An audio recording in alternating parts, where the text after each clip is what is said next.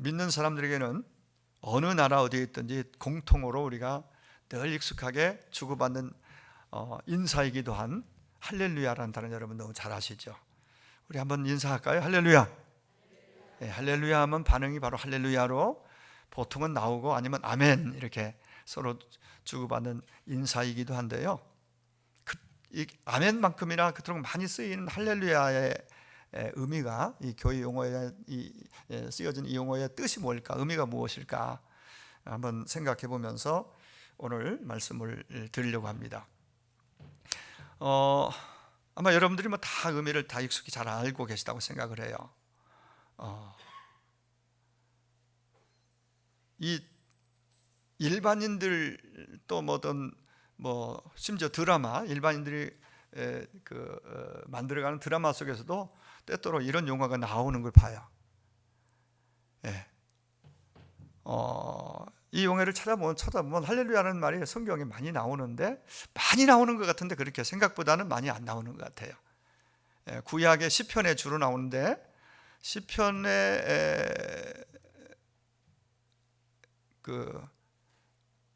특별히 마지막 편이 150편이죠.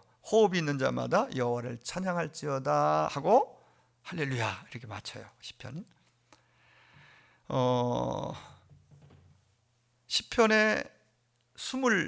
시편에만 23번 정도 나오는 걸로 파악이 됩니다. 그리고 구약 다른 부분에서는 할렐루야가 나올 것 같은데 사실은 등장이 안 하고 시편에만 나오는데, 또 신약 성경에 가면은 요한계시록에 가서 마지막 부분 19장에 가면은 할렐루야라는 용어가 4번 나오는데, 도합 성경 신구약 통틀어서 27번 정도 나오는 걸로 파악이 됩니다. 그러면 이렇게 아무튼 할렐루야라는 단어가 많이 쓰여지고 성경에 여러 번 나온다는 것은 어떤 중요한 의미를 담고 있고, 우리가 왜 이렇게 만나면 할렐루야 하고 또 이런 인사도 하고 이렇게 많은 고백들을 드릴까, 어떤 의미가 있을까 다시 한번 정리해 보면은, 하나님을 향하는, 하나님께 드리는 찬송이 그 안에 있죠. 하나님을 찬송하라, 여호와를 찬양하라, 그분을 송축하라, 여러 가지 우리가 의미를 살펴볼 수 있지만 하나님을 찬송하는 게 핵심 포인트죠. 그분을 왜 우리가 찬송해야 되는지, 어떻게 찬송해야 될지, 그렇게 우리가 하나님 앞에 찬양 드리는 삶을 살 때에 우리에게 나타나는 결과는 무엇인지, 특별히 오늘 본문을 통해서 왜 우리가 하나님을 찬양해야 되느냐 하는 부분이 오늘 본문의 내용의 핵심이라고 볼 수가 있겠습니다. 구약 성경의 인물 가운데서 찬양을 많이 한 인물로 뽑으라면 다윗을 이야기할 수 있을 겁니다. 왜냐하면 시편의 내용 많은 부분이 다윗의 시편인데, 그게 결국은 찬양시고 기도시고 찬양 고백이에요. 찬양이에요. 간증이고, 결국 신앙의 간증이, 고백이 찬양입니다. 기도이고. 찬양하기 참 어려운 그런 환경이고 상황 속에서도 그분을 찬양하는 장면을 볼 수가 있고요. 그렇게 찬양했을 때 어떤 삶의 승리, 기쁨, 그리고 어떠한 치유, 어떤 능력으로 나타나는 것을 종종 보게 되죠. 신약 성경에서는 특별히 사도 바울이 심지어 감옥에 갇혀서 참 여러 가지, 누가 봐도 그렇게 기쁘고 찬송할 만한 환경이나 상황은 아니지만은, 그럼에도 불구하고 그는 그곳에서 찬송하고 기뻐하고 감사하는 걸 볼 수가 있어요. 찬송하고 기도하다가 옥문이 열리는 기적도 보게 되고요. 찬양에는 어떤 특별한 힘이 있다는 것을 우리가 알 수가 있습니다. 오늘 에베소서는 사도 바울이 감옥에 있으면서 쓴 편지입니다. 옥중서신이라고 말을 하죠. 지금 바울의 입장에서는 당장 오늘, 내일 어떤 일이 일어날지, 그의 이름을 부르는 순간 지금 어떤 일이 벌어질지 예측하기 어려운 그런 상황이에요. 그럼에도 불구하고 그 상황에서 그는 찬송하고 감사했습니다. 그리고 기뻐하고 또 기뻐했습니다. 그 마음 그대로 주님이 주신 감동을 가지고 그 옥중에서, 감옥에서 편지를 보내는데 하나님께서 그의 마음을 움직이고 그의 손을 움직여서 그를 통해서 편지를 쓰게 하신 거죠. 그리고 에베소에 이 편지를 보내게 됩니다. 써서. 에베소서의 내용은 에베소 교회가 그 이방인 지역의 이방인들과 또 유대교에서 기독교로 개종한 사람들과 섞여서 구성되어진 교회입니다. 대체적으로 그런 교회들이 많았습니다.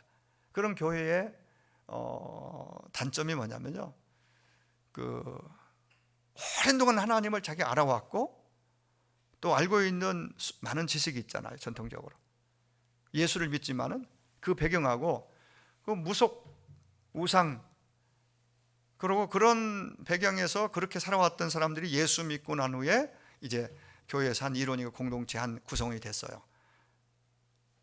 그런 유대교에 속해 유대인이면서 기독교 신앙을 가진 예수 믿는 사람하고 이방인이 되어 살다가 예수 믿고 이제 신앙인이 된 그런 케이스, 그런 사람들이 에베소 교회 안에 함께 있다 보니까 여러 가지 지내면서 교회가 지날수록 여러 가지 문제점들이 나오게 됐습니다. 이걸 잘 해소하고 더 건강한 교회로 세워져 가야 되는데 많은 경우에 그렇게 가는데 어려움을 겪습니다. 쉽지 않습니다.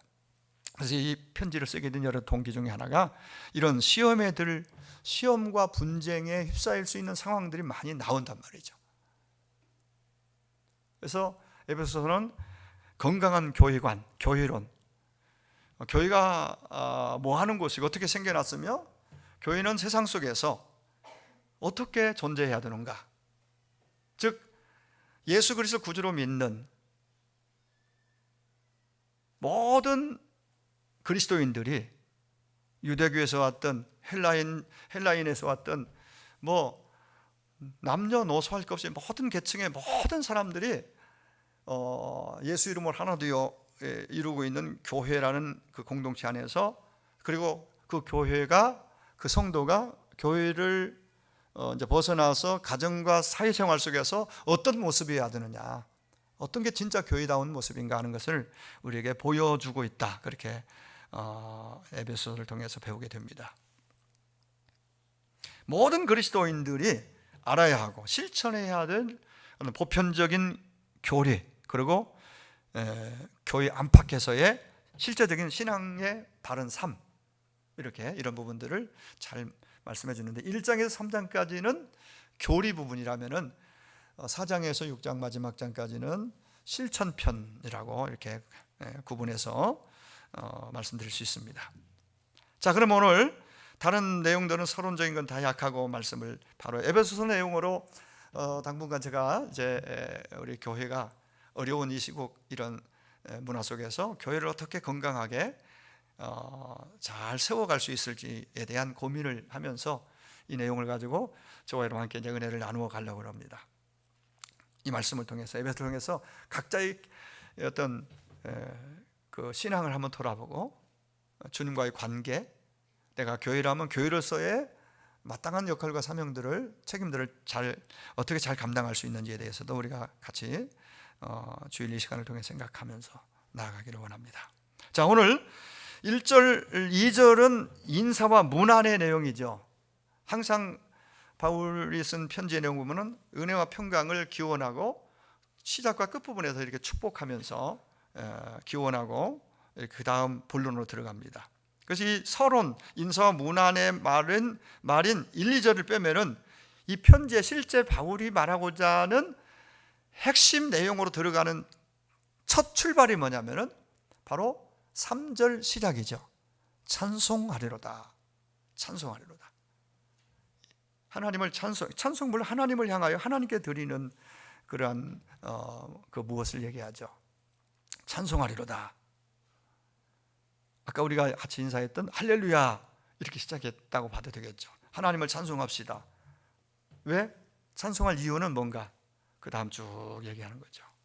우리 성부, 성자, 성령 하나님, 삼위 하나님을 향해서 우리가 왜 찬송해야 되는지, 왜 그분을 향해 찬양을 드려야 되는지, 왜 감사해야 되고 왜 그분을 예배해야 되는지 좀 확장시켜 말씀드리면 그렇게까지 그런 부분을 아울러서 말씀드리고 있다고 봅니다.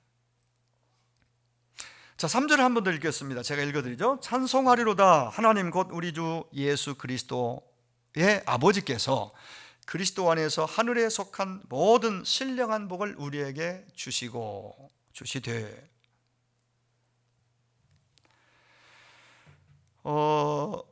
이 말씀을 준비하고 묵상하면서 이 찬송이 참 이렇게 귀하고 중요하다는 걸 다시 한번 느끼고 깨달았습니다. 예배 때만 우리가 또 곡을 붙여서 어떤 악보를 보면서 드리는 찬양만이 찬양이 아니라 이 찬양의 의미, 그 찬양을 왜 어떻게 드려야 할지에 대해서 우리가 생각하면서 이 말씀을 여러분 듣는다면은 많은 부분에서 여러분들이 신앙에 큰 도움을 또 지혜를 얻게 되리라고 생각을 합니다. 찬송만큼 중요한 것이 없다라고 생각이 되어졌습니다. 모든 신학의 결론도 찬송이고 우리의 믿음의 궁극적인 목적도 결국은 찬송이라고 해도 과언이 아닙니다. 왜냐하면 이 땅에서는 전도도 필요하고 성경 공부 제자 훈련도 필요하고 성경 읽고 문제 풀이도 필요하고 또 따로 기도 시간도 필요하고 또 여러 가지 다양한 것들이 필요하겠죠. 이런 것들이 다 연합해서 신앙을 돈독히 하고 신앙의 뿌리를 내리고 또 하나님의 자녀의 정체성을 가지고 멋지게 복되게 살아가도록 하기 때문에 이런 많은 것들이 필요합니다. 그래 천국에 갔다고 생각하세요? 하늘나라에 가면 어떨까요?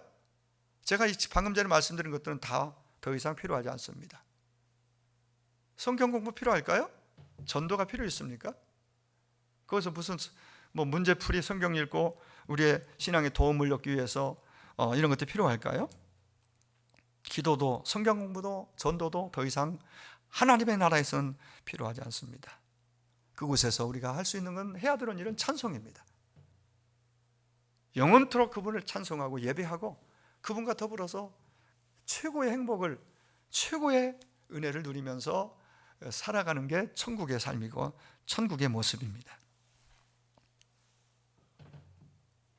계시록에서 보여주는 천국의 커튼을 살짝 열고 천국을 우리에게 보여줍니다. 거기서 앞서간 우리 믿음의 선진들, 천사들이 뭐 하고 있는지,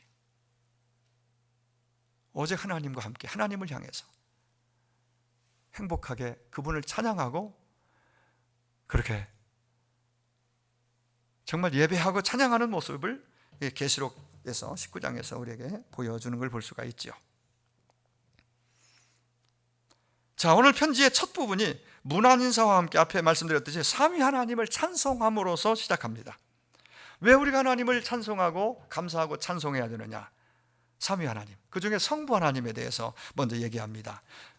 성부 하나님을 얘기할 때에 조금 여러분 교리적인 1, 2, 3장은 교리적인 부분이 있다고 그랬죠. 그래서 교리가 중요합니다. 신앙의 뼈대요 체계를 넣는 거니까. 이 토대 위에서 살을 붙이고 삶의 많은 적용 부분이 나오는 거예요. 이 뿌리가, 이 뼈대가 없으면요 왔다 갔다 하고 굉장히 불안한 신앙이 될 수 있고 또 신앙이 견고히 서기 어렵습니다. 그래서 조금 속량, 인치심, 또 선택 이런 단어들이 여러분 만만치 않잖아요. 금방 무슨 의미인지 그렇게 딱 피부로 와닿지 않아요. 어려워요. 하지만 제가 설명도 곁들이고 때로는 예를 들기도 해서 제가 좀 적용을 해나가려고 합니다. 자, 성부 하나님에 대해서는 왜 찬양해야 되느냐? 그분이 우리에 대해서 우리를 선택했다, 예정했다는 단어를 통해서 우리를 위해서 하신 성부 하나님이 하신 일이 무엇인지를 말씀하면서 그 하나님을 우리가 찬송해야 할 것을, 그 하나님을 찬양해야 할 것을 우리에게 권유합니다. 4절에 보면 창세 전부터, 이해하기 어렵죠. 창세 전에 내 존재를 어떻게 알고 그분이 나를 선택하십니까? 창세 전에 택하신 방법은 예수 그리스도 안에서, 그분이 오시기 전이잖아요. 창세 전이니까 뭐 인간 만물이 만들기 전이잖아요. 있기 전. 근데 그때 이미 하나님께 저와 여러분을 선택했다고 말씀하세요.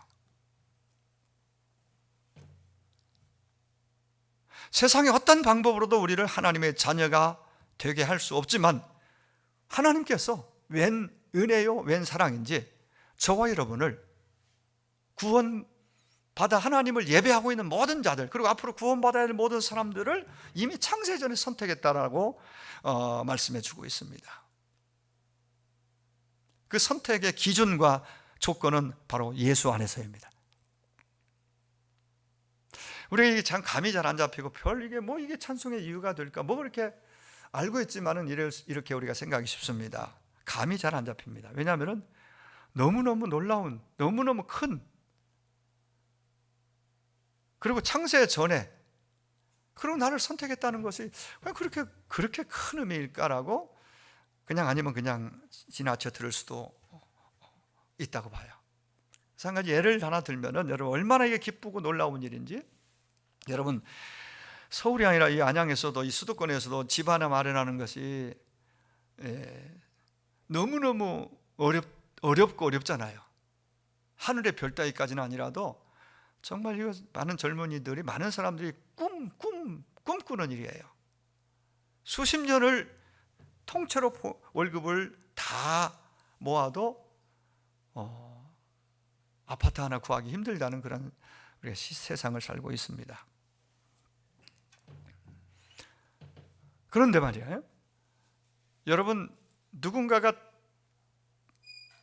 그 아파트를, 구입하기 힘든 아파트를 여러분이라고 생각해 보세요. 집 하나 없어서 월세 전세 살고 있는데 그렇게 마음을 원하면서도 접근하기 어렵던 그 아파트를 누군가가 여러분을 선택해서 당첨권을 주고 그 아파트를 사서까지 준다면은 그게 여러분에게 얼마나 큰 감격이고 감동일까요? 얼마나 기쁜 일일까요? 이렇게 한번 생각해 보시면 어떨까요? 그거하고는 절대 비교조차도 비교할 수 없는 그 어마어마한 하나님의 선택, 이게 천국에, 우리를 이 땅에서 천국에 들어가게 하려고, 천국의 집에서 살게 하려고 우리를 선택해 주셨단 말이죠. 아무 조건 없이. 이게 바로 성부 하나님이 우리를 위해 창세전에 선택했다는 그 의미에 담긴 내용이라고 보면 되겠습니다. 하나님의 예정과 선택은, 나를 향한, 여러분을 향한 선택과 예정은 하나님의 기쁘신 뜻에 따라 이루어졌다고 말합니다. 억지로 할 수 없어서 하지 못해서 어떤 그런 이유, 체면 때문에 그렇게 하신 것이 아니라, 이게 우리를 불러 거룩하고 흠이 없는 백성 삼으시고 구별된 성도로서, 하나님의 자녀로서 이 땅에 살다가, 그리고 장차 이 땅을 떠나는 날 그 좋은 천국, 이 땅의 아파트와는 비교할 수 없는 정말 그 완벽한 그 천국에서 우리를 살도록 하기 위해서 우리를 저와 여러분 선택했다는 사실, 아파트보다 100배, 1000배, 10,000배 더 놀라운 그 은혜요 축복이 아니겠습니까? 그 은혜를 우리가 입었단 말이에요. 그 선택을. 그러니 그 하나님을 사도 바울이 생각할 때 당연히 찬송하고 감사해야 된다. 그리고 우리도 그 은혜를 동일하게 입었으니, 그런 선택을 입었으니 그 하나님을 찬송하자. 성부 하나님을 향해 우리가 그렇기 때문에 찬양해야 한다고 말씀합니다. 구원에 대한 하나님이 계획이, 나를 향한 계획이 없었다면 우리가 평생 지은 죄로 인해서 죄값을 스스로 감당해야 됩니다. 지불해야 됩니다. 그게 뭡니까? 로마서 6장 23절에 죄값은 사망입니다. 심판이고 사망이고 지옥입니다. 이걸 우리가 고스란히 다 내가 담당해야 될 내 몫이었습니다. 그런데 하나님의 선택의 은혜로 말미암아 우리는 여기서 건짐을 받고 이 천국 백성으로 이 땅에서 살고 장착하게 되었으니, 우리를 창세전에 선택하시고 예정하신 그 하나님, 구원을 계획하신 그 하나님 앞에 우리가 입을 열 때마다 감사로 화답하고 찬양으로 영광 돌릴 수 있기를 간절히 원합니다. 또 하나는요, 성자 하나님을 소개합니다. 성자 하나님을 찬송하라고 말합니다. 왜요? 성자 하나님은 그분이 하신 일은 내 죄를 대신 담당해 주시고 구속해 주셨다고 말합니다. 속량해 주셨다고도 말합니다. 구속, 속량, 그 단어는 동일한 의미로 보면 되겠습니다. 나를 구속하기 위해서 그분께서 오셔서 피를 흘려주셨습니다. 보혈의 은혜, 피의 은혜가 찬송의 이유입니다. 예수님의 피로 말미암아, 그 보혈로 말미암아 우리가 구속, 속량, 곧 죄사함을 받았다고 말합니다. 아무 조건 없이 베푸시는 하나님의 사랑입니다. 죄가 전혀 없으신 예수님이 이 땅에 오신 그분께서, 예수님께서 내 대신 나 때문에 가시 못에 찔리고 창에 찔려서 몸에 물과 피를 다 흘려 주시고 쏟아 주셨습니다. 그래, 그 피, 예수님 흘린 피만이 우리의 죄를 완전히 해결하고, 죄 문제를 해결하고 우리를 하나님의 자녀 되게 한다고 우리에게 말씀합니다. 히브리 기자는 히브리서 9장 22절에서 피 흘림이 없으면 사함이 없다고 말합니다. 그 피라고 해서 아무 피나 되는 게 아니죠.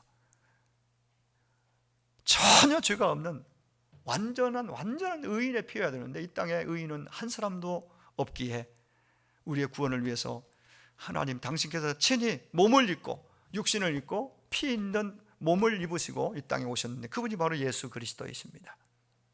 예수 그리스도. 그 피가, 오직 예수님의 피가 더럽고 추악한 모든 죄에서 우리를 건져내십니다. 씻어내십니다. 7절에 보니까 우리는 그리스도 안에서 그의 은혜의 풍성함을 따라 그의 피로 말미암아 속량, 곧 죄사함을 받았느니라. 우리가 받은, 바울이 말하고 있는 신령한 복은 바로 선택감과 죄사함의 은혜입니다. 죄사함, 신령한 복입니다. 바로 피 흘리시고 우리를 죄에서 구원하시는 이 은혜가 이 땅에 주님이 오신 1차적인 목적이에요. 1차적인 목적은 우리를 죄에서 구원하는 것입니다. 이 땅에 예수님 태어나시기 전에 요셉에게 천사가 나타나서 이름을 지어주신 내용이 있죠. 아들을 낳으리니 이름을 예수라 하라. 이는 그가 자기 백성을 저희 죄에서, 그들의 죄에서 구원할 자이십니다. 죄에서 구원할 자, 예수. 그렇습니다. 속량이란 단어는 값을 주고 죄의 노예가 되어 있는 상태에서 값을 지불하고 노예의 신분에서 풀어서 자유의 몸으로 해방시켜 준 것을 의미합니다. 그래, 죄 값을 다 지불하고 노예에서 자유인으로 완전히 신분을 바꿔주신 거죠. 바로 이 일을 위해서 당신의 몸을, 생명을 내어주셨습니다. 하나님께서 속량하신 우리의 죄는 다른 죄가 아니라 하나님을 향한 죄였습니다. 하나님을 거부하고 거절하고 불신하고 자기 멋대로 마음대로 살려 하는 내 안의 욕망, 잘못된 의지, 바로 이게 바로 하나님을 향하는 죄였습니다. 더 나아가서 이웃과의 관계에서, 사람 관계에서 우리가 나도 모르게 말로, 생각으로, 행동으로 짓는 모든 죄도 여기에 포함됩니다. 이것 또한 하나님의 계명을, 뜻을 어긴 죄이기 때문에 이것도 또한 하나님 앞에서 우리가 고스란히 그 결과를 담당해야 하는 그러한 죄죠. 이 모든 죄를 용서하시기 위해서 하나님께서 당신의 아들을, 아니 자신을 친히 희생하신 것이죠. 누구도 스스로 의지나 힘으로 자기 자신을 스스로 해서 구원할 수 없습니다. 하나님의 외에는 예수 피, 예수의 보혈, 그 은혜 아니고는 죄 문제를 해결할 방법이 전혀 없는 것이죠. 성경에 탕감에 대해서 탕감받은 것에 대해서 예수님 비유를 하신 내용이 있죠. 이걸 우리의 상황 속에서 한번 이렇게 한번 얘기해 봅니다. 여러분, 사업을 경영하는 사람이 사업하다 보면 여러 어려운 일을 당할 수 있습니다. 또 은행에서도 또 이렇게 그 돈을 빌리고 또 다른 사업자에게 또 필요하면 또 서로 주고받고 이렇게 도움을 주기도 하고 받을 수 있잖아요. 그래서 사업을 더 확장하고 더 든든히 세우려고 좋은 계획으로 좋은 뜻으로 이렇게 시작을 했는데 일이 좀 잘못돼서 하루아침에 막 부도위기를 맞는 경우가 이 땅에는 일이 있습니다. 종종 일어납니다. 그게 완전히 이건 뭐 누군가가 옆에서 도와주지 않으면 아니면 탕감해 주지 않으면 이건 이제 더 이상 사업을 할 수 없는 완전히 파산의 위기, 부도의 위기에 놓여 있을 때에 누군가가 이 사실을 알고 여러분 다가와서 스스로 해결할 수 없는, 감당할 수 없는 그 어마어마한 은행 빚, 또 이웃에게 빌린 그 빚을 통째로 다 해결해 주고 부도의 위기에서 그 완전히 파산의 위기에서 여러분 건져줬다고 생각해 보세요. 우리가 하나님 앞에서 그동안 지은 모든 죄의 결과는 고스란히 내가 담당해야 돼요. 감당할 수 없을 만큼 그 많은 무거운 그 짐이 우리에게 메어져 있습니다. 그래서 우리는 참으로 마음이 때때로 어둡고 부담스럽고 또 외롭고 또 살면서 힘들어지는 겁니다. 죄의 짐의 무게 때문에 그렇다고 볼 수 있어요.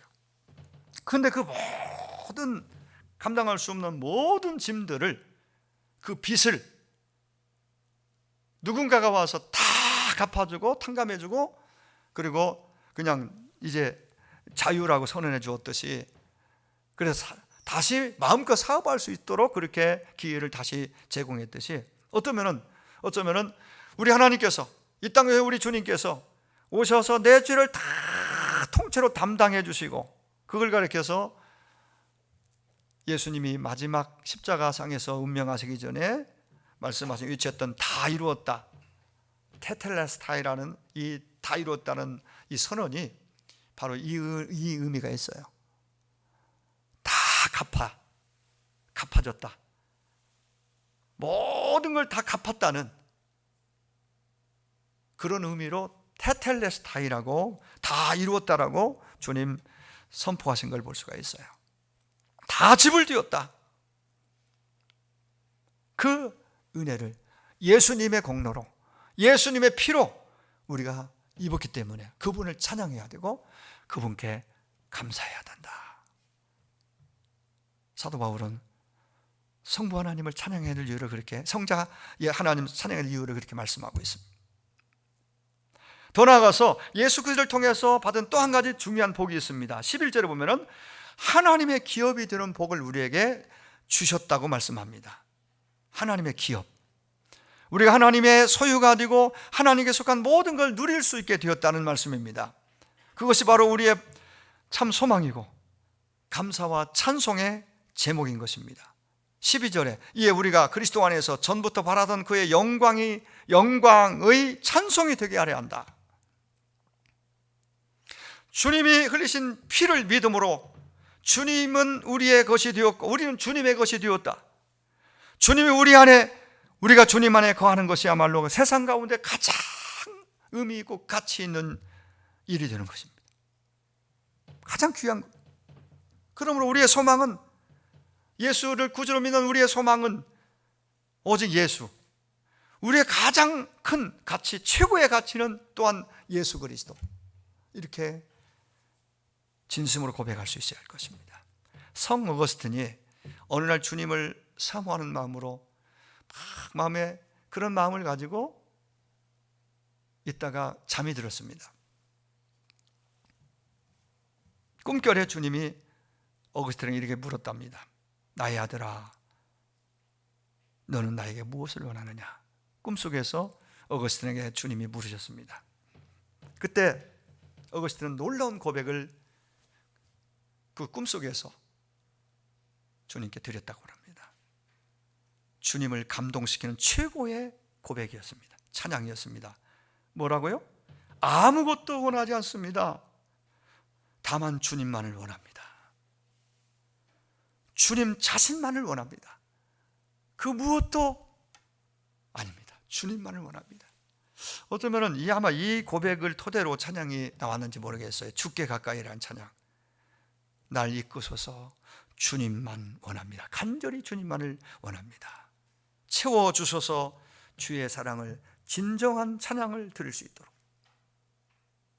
목마른 나의 영혼 주를 부르니 나의 마음 만져주소서 주님만을 원합니다. 더 원합니다. 나의 마음 만져주소서. 이 찬양 있잖아요. 이 내용이 내용 전개상 비슷해요. 어거스틴의 고백과. 그렇습니다. 정말 이 은혜를 죄사함의 탕감의 은혜를 우리가 진정으로 깨닫는다면 주님 앞에 드릴 수 있는 고백이 이런 고백이어야 한다고 생각합니다. 저와 여러분을 위해 피를 쏟아주심으로 죄와 사망에서 구원해 주신 우리 주님을 오늘도 내일도 정말 사는 날 동안, 아니 주님 앞에 가서도 영원토록 그분을 찬양할 수 있기를 간절히 원합니다. 그리고 또 하나 마지막으로 성령 하나님에 대한 찬양입니다. 왜 성령 하나님께 찬양해야 되느냐? 성령 하나님, 그 하나님을 얘기할 때 오늘 본문에서 그 하나님은 우리를 인치신 분으로 소개합니다. 13절에 보시면은 끝부분에 약속의 성령으로 인치심을 받았으니 14절 끝부분에 그의 영광을 찬송하게 하려 하심이라. 인치심을 받았다. 예수님을 내가 개인적 구주로 고백하고 예배할 수 있는 것은요, 우리 가운데 찾아오신 성령님이 나를 인쳐서 하나님의 사람으로 거듭나게 했기 때문이라고 말씀하고 있는 것입니다. 내가 예수를 구주로 믿을 수 있는 것은 그분이, 성령님이 내 안에 오셨기 때문에 가능해진 것이죠. 다르게 표현하면 인치셨다 이 말이죠. 이는 소유를 나타냅니다. 나는 내 것이라고, 때로는 사단이 내 안에 와서 나를 주인으로 타면서 내 정과 욕을 자극해서, 자아를 자극해서 내 뜻과 내 선한 의지와는 상관없이 자꾸 잘못된 방향으로 끌고 가면서 죄짓게 하고, 더 죄짓게 해서 완전히 자기 종 삼고 불의를 하는 사탄이, 너는 내 것이야, 너는 네 것이고, 너는 자꾸 잘못된 사상을, 생각을 집어넣어서 잘못된 길로 가게 하는 게 사탄입니다. 마귀입니다. 이렇게 나에게 내 것이라고 사탄이 자기 것이라고 주장하던 우리들이었는데, 예수 믿고 예수를 구주로 고백하고 이제 인쳤다는 말은 바로 고백하게 해서 하나님의 것으로 소유가 바뀌었다는 것을 의미하기도 합니다. 그렇습니다. 성령님이 우리를 인치심으로 우리는 하나님의 자녀됨의 확증이 왔고, 인치심으로 천국을 보증해 주십니다. 성령님이 우리를 인치심으로 하나님의 아들이라고 보증해 주십니다. 지금도 성령님은 우리 안에서 우리를 위해 기도하고 계신다고, 간구하신다고 말씀하고 있습니다. 우리가 천국에 들어가는 그날까지 성령님의 도우심으로 이 땅 가운데 우리는 살아갈 것입니다. 그분을 떠나서는 결코 우리는 살아갈 수가 없습니다. 그래서 우리는 자주 그분과 대화해야 됩니다. 성령 하나님과. 멀리 계신 그 하나님이 아니라 내 안에 들어오신, 내 곁에 계시는 보혜사 성령 하나님을 우리는 인식하고 늘 그분과 대화하며 사는 것이 이 땅에서 신앙생활을 잘하는 비결이기도 합니다. 그분은 우리의 보혜사이십니다. 그분은 우리를 보호하시는, 인도하시는 분이십니다. 진리를 듣고 깨닫게 하시는 분이십니다. 우리가 힘을 잃었을 때 우리에게 힘을 더해 주시고, 낙심하고 낙심하고 절망하고 주저앉아 있을 때 우리에게 소망을 주시고 일으켜 주시는 그러한 분이 바로 성령 하나님이십니다. 우리가 자주 불렀고 지금도 부르고 있는 나의 등 뒤에서라는 찬양 가사의 내용을 보면은 참 이 찬양 이 복음성을 지으신 분의 마음이 고백이 담겨 있다고 봐요. 간증이 있다고 봐요. 나의 등 뒤에서 나를 도우시는 주. 그 다음 내용이 나의 인생길에서 지치고 고나여 매일처럼 주저앉고 싶을 때, 그럴 때 있잖아요. 그런 상황들이 오잖아요. 그때 결코 나 혼자 아닙니다. 내 안에 와 계신 그분이 그 순간 나를 밀어주시고 일으켜 주신다고 고백하고 있는, 지치고 고나여 넘어질 때 내 손을 붙들어 주시고 또 일으켜 주시는 그 주님, 그분이 바로 성령 하나님이세요. 우리가 하나님을 얘기할 때 한 분이지만은 우리의 구원을 예정하시고 계획하신 그 하나님, 그리고 하나님의 구원 계획표대로 이 땅에 오셔서 우리의 죄를 위하여 피 흘려 우리의 죄에서 우리를 건져주신 구원의 하나님 예수, 그리고 그 모든 주님이 우리의 구원을 위하여 행하신 이루신 모든 일들을 실제 각 개인의 삶 속에서 개인의 마음 속에 믿어지도록, 개인의 고백으로 드리도록, 믿고 구원받도록, 그리고 평생토록 그 주님 안에 살도록 도우시고 이끄시는 성령 하나님의 인도하심이 있기 때문에 오늘 저와 여러분 여기 있는 줄로 믿습니다. 말씀을 맺으러 갑니다. 그 성령님은 우리의 꿈과 희망도 주십니다. 우리가 잘못된 길을 갈 때 우리를 책망도 하십니다. 결코 우리를 떠나가지 않으십니다. 우리 안에 항상 거하십니다. 그 성령 하나님을 우리가 그 감동이나 주시는 깨달음을 그냥 제쳐놓고 감동을 소멸하면은 그분이 근심하시고 걱정하신다고 그랬습니다. 그래서 그 성령님을 근심케 하지 말아라, 감동을 소멸하지 말라고 말하잖아요. 매사에 그분께 묻고 그분의 인도를 받아서 하루하루 복되게 걸어가는, 살아가는 저와 여러분이 다 되기를 원합니다. 신앙생활에서 복음을 누리고 영생을 누리며 승리하는 비결이 바로 이 삼위 하나님을 향한 우리의 신앙 고백과 진정성 있는 찬양에 있다고 봅니다. 저와 여러분의 입에 힘들고 어려울 때일수록 찬송의 입이 마르지 않기를 원합니다. 찬송이 회복되기를 원합니다. 그 찬양 속에 기도가 있고 그 찬양이 힘입니다. 여러분 성경에 보면은 제가 초대에도 말씀했듯이 바울이 감옥에서 기도하고 찬양하고 감사하다가 핵심 뭐예요? 찬양했단 말이죠. 감사함으로 찬양했어요. 힘들지고 어렵지만은 감옥 안에서. 베드로가 찬양할 때에 감옥 문이 열렸습니다. 그리고 사도 바울도 마찬가지고 구약에도 찬양대를 조직해서 가운을 입히고 정말 적들을 결코 감당할 수 없는 그 큰 무리의 그 적들을 향해서 특별한 방식으로 하나님의 감동을 입어서 찬양하면서 나아갈 때에 그 적들이 완전히 다 무너지고 승리를 이루는 그러한 현장도 우리는 배웠습니다. 찬송은 우리에게 기쁨을 주고 때로는 치유를 주고, 진정성 있는 참된 찬송은요 정말 능력이 있습니다. 나를 살립니다. 환경을 바꿉니다. 여러분 뭐 요즘 막 뭐 트롯이 그 프로그램들 많이 나오잖아요.